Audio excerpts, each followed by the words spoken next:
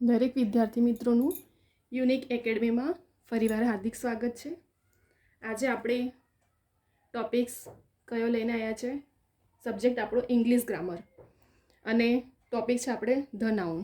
બરાબર, કેમ કે આવનારી દરેક કોમ્પિટિટિવ એક્ઝામમાં આપણા ઇંગ્લિશ ગ્રામરના 15 માર્ક્સના તો ક્વેશ્ચન પૂછાય જ છે. બરાબર, પછી નાઉનમાંથી હોય છે, પ્રોનાઉનમાંથી હોય છે, આર્ટિકલ્સ હોય છે. બરાબર, આવા ઘણા બધા ટોપિકો છે આપણા ઇંગ્લિશ ગ્રામરના. Active voice, passive voice, direct, indirect, આ બધા એક માર્ક્સના એવા ટોટલ 15 માર્ક્સનું પૂછાય છે તમારું. બરાબર, 15 માર્ક્સનું. તો હવે આપણો એક પણ માર્ક્સ આપણા માટે દરેક ટોપિક ઇમ્પોર્ટન્ટ છે અને કેવા ટાઈપના ક્વેશ્ચનો લાસ્ટ યરમાં પૂછાયા છે ધ નાઉનના રિલેટેડ એ પણ હું તમને બધું ડીપમાં બધું આપણે ડિસ્કશન કરશું. અને આપણો ટોપિક આપણે સ્ટાર્ટ કરીએ ધ નાઉન વિશે, કેમ કે આવનારી દરેક હવે તો સીસીની અને કોન્સ્ટેબલ, પીએસઆઈ દરેક કોમ્પિટેટિવ એક્ઝામની હવે બહુ નજીક, બહુ ટાઈમ નથી રહ્યો પ્રિપરેશન માટે. આપણા માટે સિલેબસ બહુ જ મોટું છે, એને કવર કરવાનું છે, ટાઈમ શોર્ટ પડી જાય છે. પણ બહુ ગભરાવાની જરૂર નથી. જેટલું કરો એટલું કમ્પ્લીટલી કરો, જેથી કરીને જેટલું કરો ને એમાંથી માર્ક્સ આપણા એક પણ ના જાય. બરાબર, તો હવે આપણે સ્ટાર્ટ કરીએ ઇંગ્લિશ ગ્રામરનો ટોપિક ધ નાઉન. સૌથી પહેલાં તો નાઉન એટલે શું? નાઉન એટલે આપણું શું થાય? નામ. બરાબર, એનું નામ જ છે નાઉન એટલે નામ. હવે એના બે પ્રકાર પડે છે, એક તો પ્રોપર નાઉન અને કોમન નાઉન. બરાબર, એના બે ટાઈપ્સ કયા? એક તો પ્રોપર નાઉન એટલે સંજ્ઞાવાચક નામ અને બીજું છે કોમન એટલે જાતિવાચક નામ. બરાબર, તો તમને પૂછી શકે છે કે નાઉનના બે ટાઈપ્સ કયા આવે? તો પ્રોપર નાઉન અને કોમન નાઉન. હવે કોમન નાઉનના પાછા બે પ્રકાર પડે છે. બરાબર, કયા? એક તો કાઉન્ટેબલ નાઉન અને અનકાઉન્ટેબલ નાઉન. બરાબર, તો તમને જો પૂછે કે કોમન નાઉનના બીજા બે પ્રકાર કયા? તો કાઉન્ટેબલ અને અનકાઉન્ટેબલ. હવે જો કોમનના પણ બે પ્રકાર છે, કાઉન્ટેબલ અને અનકાઉન્ટેબલ. હવે કાઉન્ટેબલમાં જે પૂછાય છે, લાસ્ટ યરમાં પૂછાયા છે, હવે ધ્યાન આપજો. કાઉન્ટેબલના બે પ્રકાર બીજા પાછા કયા? એક તો કોમન નાઉન એટલે સામાન્ય અને કલેક્ટિવ નાઉન એટલે સમૂહવાચક. બરાબર, કયા છે? કાઉન્ટેબલમાં કોમન નાઉન અને કલેક્ટિવ નાઉન. હવે કોમન નાઉન, જો તમને નામ આપ્યું હોય કાવ, બુક, રૂમ, મેન, આ બધું શું છે? કોમન નાઉન છે, એટલે કે સામાન્ય. બરાબર, કોમન નાઉન કહેવામાં આવે છે. હવે કલેક્ટિવ એટલે કેવું? સમૂહવાચક. જેમ કે આર્મી, ટીમ, ક્લાસ, આ બધું શું દર્શાવે છે? તમારો સમૂહ દર્શાવે છે.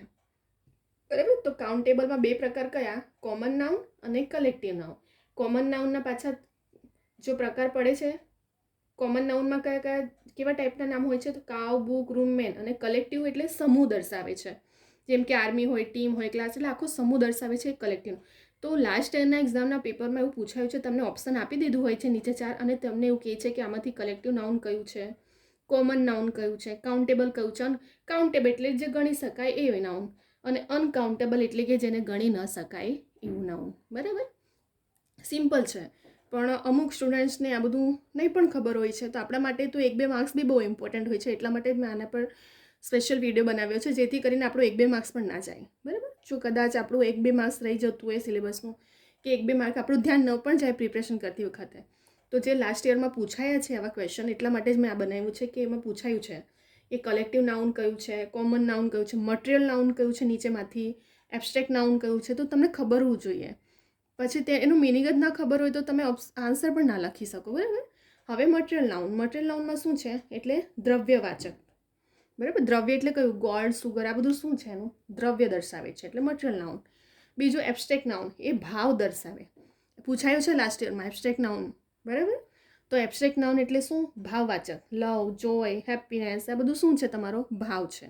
સેડ, તમારો ભાવ, ફિલિંગ જે હોય તે એબ્સ્ટ્રેક્ટ નાઉનમાં આવે છે. અને મટીરિયલ નાઉનમાં જે પણ દ્રવ્યવાચક હોય, ગોલ્ડ, સુગર, આ બધું શું છે? તમારું દ્રવ્યવાચકમાં આવે છે. બરાબર, આ બંને પ્રકાર શેના છે? અનકાઉન્ટેબલના. અનકાઉન્ટેબલ એટલે જેને ગણી ન શકાય. તમે એબ્સ્ટ્રેક્ટ ભાવને ગણી શકો? નહીં ગણી શકો. દ્રવ્યને ગણી શકો? ન ગણી શકો. પરંતુ સામાન્ય એટલે કોમન નામને ગણી શકો. કલેક્ટિવ એટલે સમૂહ, તેને પણ આપણે ગણી શકીએ છીએ. બરાબર, ફરી એકવાર કમ્પ્લીટલી જોઈ લઈએ કેવા ટાઈપના ક્વેશ્ચનો પૂછાય છે. આમાંથી પૂછાય છે નીચેમાંથી કયું કલેક્ટિવ નાઉન છે, કે પછી એબ્સ્ટ્રેક્ટ નાઉન છે, કે પછી કોમન નાઉન છે, કે મટીરિયલ નાઉન છે. આવું પૂછાયું છે. લાસ્ટ યરના તમે પેપર જોશો ક્લાસ 3ના, તો તમને ખ્યાલ આવી જશે.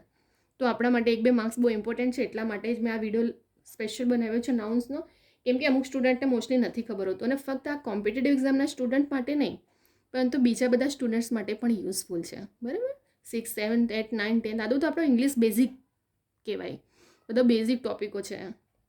બરાબર, ફરીવાર નાઉનના 2 પ્રકાર પડે, એક તો પ્રોપર નાઉન એટલે સંજ્ઞાવાચક નામ અને કોમન નાઉન એટલે જાતિવાચક નામ. બરાબર, કયા 2 પ્રકાર પડે છે? પ્રોપર અને કોમન. પ્રોપર નાઉન એટલે કેવું? સંજ્ઞાવાચક, અને કોમન નાઉન એટલે તમારું જાતિવાચક નામ હોય છે. હવે કોમન નાઉનના પાછા 2 પ્રકાર, એક તો કાઉન્ટેબલ અને અનકાઉન્ટેબલ.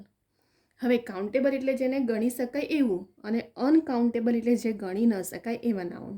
બરાબર, ધ્યાન રાખજો, કાઉન્ટેબલ એટલે જે ગણી શકાય એ અને અનકાઉન્ટેબલ એટલે જેને ગણી ન શકાય એવું.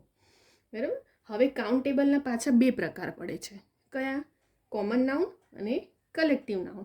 એટલે મેં આ ચાર્ટ બનાવીને તમને ઇઝીમાં શોર્ટમાં સમજ પડી જાય એટલા માટે મેં કોમનલી જે શોર્ટમાં તમારા માટે ચાર્ટ બનાવ્યો આ. બરાબર, ચલો કોમનમાં કાવ, બુક, રૂમ આ બધું શું સામાન્ય નામ છે.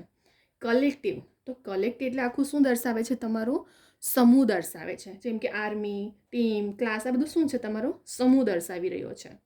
હવે અનકાઉન્ટેબલ, કલેક્ટિવ સમૂહ તો આપણે ગણી શકીએ, સામાન્ય નામ કે કાવ, બુક આ બધું પણ આપણે ગણી શકીએ છીએ, પરંતુ અનકાઉન્ટેબલમાં આપણે ગણી શકતા નથી. એના 2 પ્રકાર, મટીરિયલ અને એબ્સ્ટ્રેક્ટ નાઉન. દ્રવ્યને આપણે ગણી શકીએ? નહીં ગણી શકીએ. ભાવને પણ આપણે ન ગણી શકાય. એટલા માટે કયો નાઉન છે?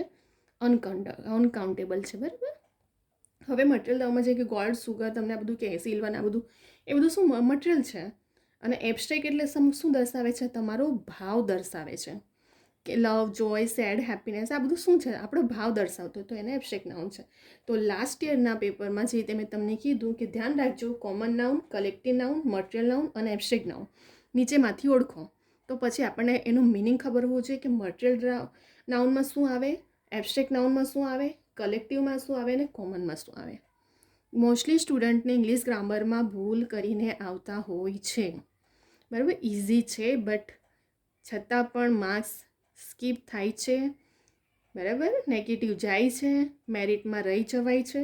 તો આપણા માટે એક માર્ક્સ બહુ ઇમ્પોર્ટન્ટ છે મેરિટમાં આવવા માટે. હમણાં કોમ્પિટિશન બહુ ટફ છે, યાદ રાખજો. બરાબર, સીટ વેકેન્સી કેટલી હોય છે અને ફોર્મો કેટલા ભરાયા છે એ તમને લાસ્ટ કોન્સ્ટેબલ પીએસઆઈની એક્ઝામમાં ખબર જ પડી છે. અને આવનારી હમણાં જેટલી પણ જીએસએસબીની કે પછી આવનારી કેટલી બધી કોમ્પિટિટિવ એક્ઝામ છે હાલમાં ડિક્લેર થઈ ગઈ છે બધી, અને ફોર્મો પણ ભરાઈ ગયા છે. તો તમને ખબર હોવું જોઈએ કે હવે કોમ્પિટિશન કેટલું ટફ છે એક્ઝામ મેળવવા માટે. બરાબર, જોબ લેવા માટે તમારે હવે બહુ જ હાર્ડ પ્રિપરેશન નથી કરવાની કે 24 કલાક બેસી રહો. માઇન્ડમાં પણ ઉતરવું જોઈએ આપણે. બરાબર, જેટલું કરો કમ્પ્લીટલી કરો, એકદમ સ્માર્ટ પ્રિપરેશન કરો કે જેટલું કરો એટલું તમારું એકદમ એક માર્ક્સ. લાસ્ટ યરના પેપર મેં જેટલા પણ વિડીયો બનાવું છું મેં એ જ રીતે વિડીયો લઈને આવું છું કે જે લાસ્ટ યરના ક્વેશ્ચનો જે ટાઈપના ક્વેશ્ચનો પૂછાય છે, એક માર્ક્સ, પણ એક માર્ક્સ કરતાં ટોપિક કેટલો થઈ જાય છે આપણી પાસે. બરાબર, તો આપણા માટે તો ત્યાં 1 માર્ક્સ પણ બહુ ઇમ્પોર્ટન્ટ હોય છે. બરાબર, અને કેવી રીતે ક્વેશ્ચન પૂછાય છે લાસ્ટ યરમાં અને આવનાર એક્ઝામમાં પણ તમને પૂછાઈ શકે છે. એટલા માટે જ મેં આ વિડીયો લઈને આવી ધ નાઉન વિશે. કેમ કે લાસ્ટ યરમાં પૂછાયા છે, આ મટીરિયલ નાઉન પૂછાયું છે, એબ્સ્ટ્રેક્ટ નાઉન પૂછાયું છે, કલેક્ટિવ બી પૂછાયું છે અને કોમન બી પૂછાય. તો પછી આપણને આ ખબર હોવું જોઈએ કે કોને મટીરિયલ કહેવામાં આવે છે, કોને એબ્સ્ટ્રેક્ટ નાઉન કહેવામાં આવે છે. અમુક સ્ટુડન્ટ હોય છે જેમને એનો મિનિંગ બી નથી ખબર હોતું. બરાબર, આ એટલું બધું એ નથી, કોમન છે, પણ આ આપણો બેઝ છે ઇંગ્લિશ ગ્રામરનો. બરાબર, તો આમાંથી બી ક્વેશ્ચનો પૂછાયા છે. તો આપણા માટે આ બહુ ઇમ્પોર્ટન્ટ છે. યાદ રાખજો, નાઉનના 2 પ્રકાર, પ્રોપર, કોમન. કોમનના પાછા 2 પ્રકાર, કાઉન્ટેબલ, અનકાઉન્ટેબલ. કાઉન્ટેબલ એટલે ગણી શકાય એ અને અનકાઉન્ટેબલ જેને ગણી ન શકીએ. કોમન એટલે સામાન્ય હોય છે, કલેક્ટિવ એટલે સમૂહ દર્શાવે છે, મટીરિયલ એટલે દ્રવ્યવાચક અને એબ્સ્ટ્રેક્ટ એટલે તમારો ભાવ દર્શાવે છે. અહીંથી આપણા માર્ક્સ નહીં જવા જોઈએ હવે નાઉનમાંથી. બરાબર, અહીં આપણે આટલો ટોપિક નાઉનનો કમ્પ્લીટ થઈ ગયો છે. બરાબર, આવનારી એક્ઝામ માટે ગમે તે પછી 8, 9, 10th, 11th દરેક સ્ટુડન્ટ માટે યુઝફુલ છે. કોમ્પિટિટિવ એક્ઝામ માટે પણ છે અને પ્લસ દરેક સ્ટુડન્ટ માટે પણ યુઝફુલ છે. બરાબર, તો અહીં આપણો ધ નાઉનનો ટોપિક, આની સિવાય નાઉનમાં બીજું કશું નથી આવતું. બરાબર, તો ધ નાઉનમાં એટલે જ માટે ચાર્ટ બનાવી દીધું જેથી કરીને શોર્ટમાં તમને સમજ પડી શકે. તો હવે તમે આનો સ્ક્રીનશોટ પણ લઈ શકો છો, અદરવાઇઝ તમે વિડીયો સેવ કરીને પણ જોઈ શકો છો. અદરવાઇઝ મોસ્ટલી સ્ટુડન્ટ્સ નોટબુક બનાવતા હોય છે રિવિઝન માટે, તો એને પણ તમે બનાવીને જેથી કરીને તમારું રિવિઝન માટે એક વખત એક્ઝામના ટાઈમે જોઈ શકો છો. બરાબર. હવે તમે આ વિડીયો તમને ગમે છે તો લાઇક કરો, શેર કરો, સબસ્ક્રાઈબ કરો અને કમેન્ટ કરો. વિડીયો જુઓ છો, લાઇક કરવાનું ભૂલી જાઓ છો.